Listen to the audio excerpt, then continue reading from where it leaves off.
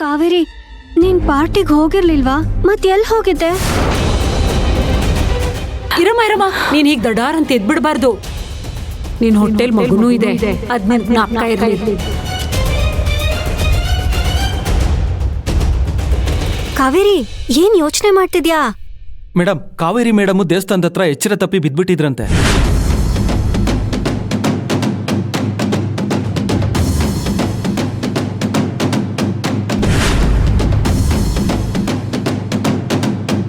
ಪಾಪ ಅಜ್ಜಿ ಅಲ್ಲಿ ಯಾರೋ ಅವ್ರನ್ನ ಕರ್ಕೊಂಡೋಗಿ ಆರೈಕೆ ಮಾಡಿದ್ದಾರೆ.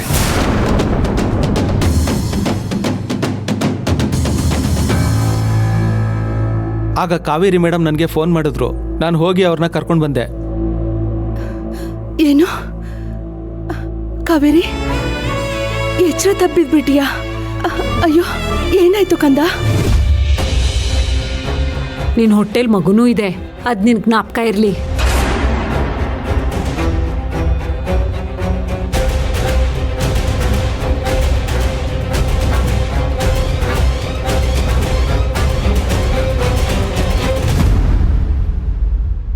ಕಾವೇರಿ, ಕಾರ್ ಇತ್ತಲ್ವಾ? ಹಾಗೆ ಹಾಸ್ಪಿಟಲ್ಗೆ ಹೋಗ್ಬಿಟ್ಟು ಬರ್ಬೇಕಿತ್ತು ತಾನೇ? ನಾನು ಹೇಳ್ದೆ ಮೇಡಮ್, ಈ ಮೇಡಮೇ ಬೇಡ ಅಂತ ಹೇಳಿದ್ರು. On the way medical shop ಹತ್ರ ಗಾಡಿ ನಿಲ್ಸು ಅಂತಂದ್ರು, ಗಾಡಿ ನಿಲ್ಲಿಸ್ದೆ. ಅಯ್ಯೋ ಅಯ್ಯೋ ದೇವ್ರೆ, ಜ್ವರ ಬಂದಿದೆ. ನಾನು ಎಷ್ಟು ಸಲ ಹೇಳಿದ್ದೀನಿ ನಿನಗೆ, ಜಾಸ್ತಿ ಕೆಲಸ ಮಾಡಿ ಸ್ಟ್ರೈನ್ ಮಾಡ್ಕೋಬೇಡ ಅಂತ. ನನ್ನ ಮಾತೆ ಕೇಳಲ್ವಲ್ಲಮ್ಮ ನೀನು. ಸರಿ, ನೀನು ಹೋಗಿ ಮಲ್ಕೋ, ನಾನು ಕಷಾಯ ಮಾಡ್ಕೊಂಡು ಬರ್ತೀನಿ. ಮೇಡಮ್, ಪರ್ಸ್ ಕಾರಲ್ಲಿ ಬಿಟ್ಟೋಗಿದ್ರಿ. ಕೊಡಿ, ಏನ್ ಮೆಡಿಸಿನ್ ಕೊಟ್ಟಿದ್ದಾರೆ? ಏನು ಮೆಡಿಸನ್ ಇರುತ್ತೆ ಪೂರ್ಣಿ? ಪೇನ್ ಕಿಲ್ಲರ್ ಇರುತ್ತೆ. ಹುಷಾರಾಗ್ಲಿಲ್ಲ ಅಂದರೆ ಡಾಕ್ಟ್ರ್ ಹತ್ರ ಹೋದರೆ ಆಯಿತು.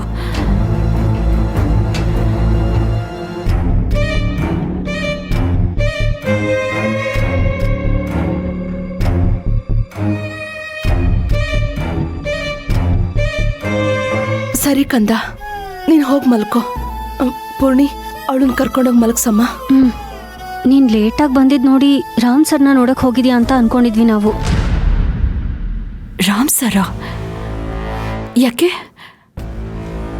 ಪಾರ್ಟಿಯಲ್ಲಿ ರಾಮ್ ಸರ್ಗೆ ಹುಷಾರಿಲ್ದೆ ತಲೆ ಸುತ್ತ ಬಿದ್ದೋದ್ರಂತೆ. ಅವ್ರನ್ನ ಹಾಸ್ಪಿಟಲ್ ಅಲ್ಲಿ ಅಡ್ಮಿಟ್ ಮಾಡಿದ್ದಾರೆ.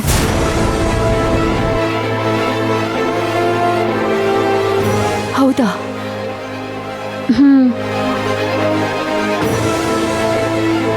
ಸರಿ, ನೀನ್ ಬಾ. ಬೇಡ, ನಾನೇ ಹೋಗ್ತೀನಿ. ಪೂರ್ಣಿ, ಬಾ, ನಾವು ಕಷಾಯ ಮಾಡ್ಕೊಂಡು ಬರೋಣ.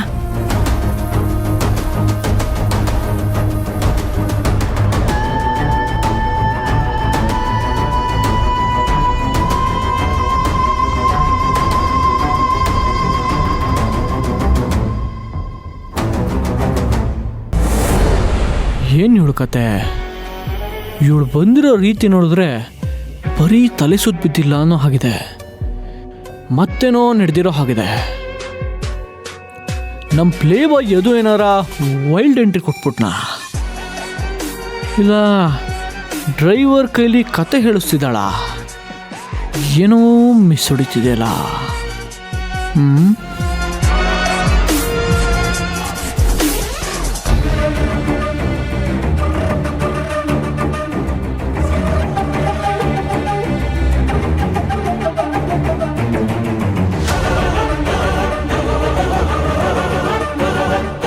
ಈಗ ನೀನು ಒಬ್ಳೆ ಅಲ್ಲ ಕಣವ, ನಿನ್ ಹೊಟ್ಟೆಲ್ ಮಗುನೂ ಇದೆ.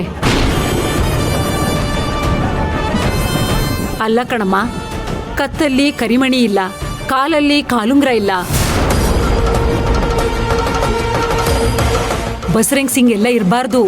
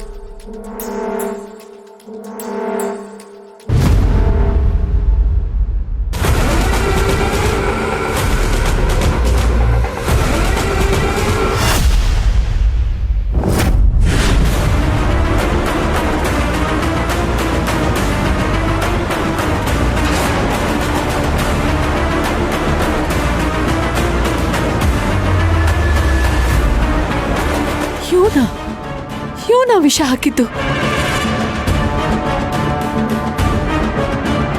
ಎಸ್ ಕಾತಿ, ಇವನೇ ಈ ಇಡಿಯಟ್ಟೆ. ಏಯ್, ಮಾವನ್ಗೆ ವಿಷ ಹಾಕಿದ್ ಯಾರು ಅಂತ ಬೊಗಳ.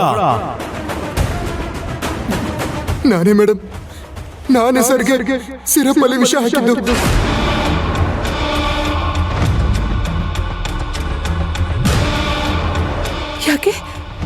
ಯಾಕೋ ಹಾಕ್ದೆ?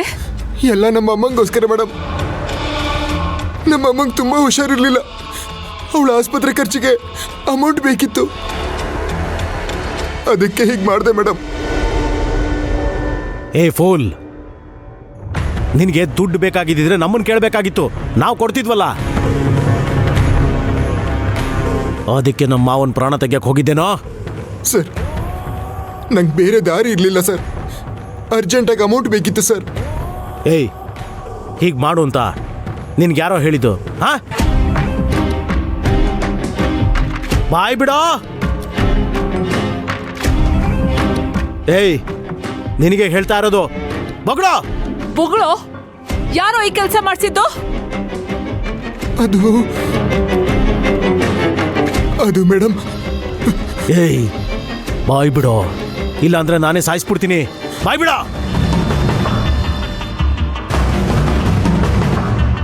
ರಘುಪತಿ,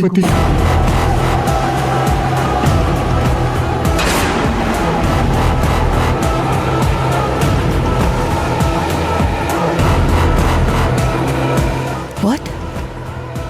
ರಘುಪತಿ ಹೇಳಿದ್ದ? ಅವನೇ ಸುಪಾರಿ ಕೊಟ್ನಾ? ಹೌದು ಮೇಡಮ್, ಅವರೇ ಈ ಸುಪಾರಿ ಕೊಟ್ಟಿದ್ದು. ಅದೇಗ್ ಸಾಧ್ಯ? ಅವನ್ ಜೈಲಲ್ಲಿದ್ದಾನಲ್ವಾ?